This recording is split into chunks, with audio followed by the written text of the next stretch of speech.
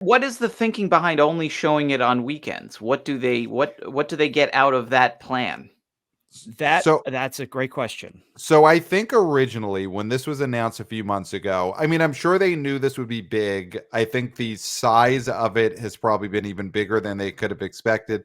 And there's probably some amount of everything Taylor does needs to be a giant success. And there was probably some thought of it'll play best on the weekends. Let's only show it on the weekends.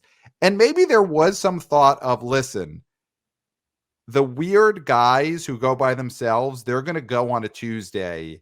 And we just want to avoid those screenings existing, the Tuesday weird guy screenings. And you don't want Mhm. photos of that to get out where someone takes a picture of a Taylor Swift screening on a Tuesday at 2 o'clock afternoon. And it's a lot of Claytons there.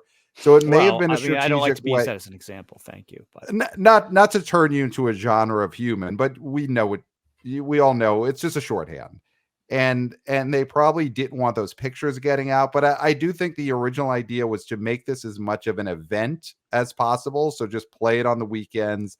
I don't know if they'll change that, because this weekend it's going to make its 150, 200 million, and I'm sure next weekend is going to be huge. So there may end up being a hey, by popular demand, Tuesday, Wednesdays have been added. So, single the guys in your creeps can 40s, creeps. Yeah, creep shows. They'll add creep shows possibly. yeah, Mm. yeah. But for right now, I there mean, at are no least creep one shows.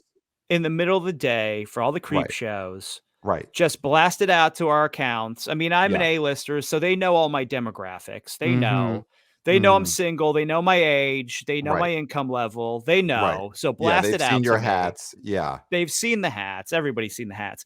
So Yeah. I, Yeah. I do think, but I agree here where, this is supposed to be a concert substitute, Right. right? I mean, also people who've seen the concert live are going to want to relive it and go to this movie, but this is for a lot of people who didn't get that concert experience. So the thought process is the energy would not be the same Right. if it's a Tuesday afternoon with a bunch of creepers Right. and they are not singing the songs and they're spread so far apart and they're not Mm-hmm. making eye contact with each other. That's a whole different experience that I think Taylor Swift does not want to be associated with.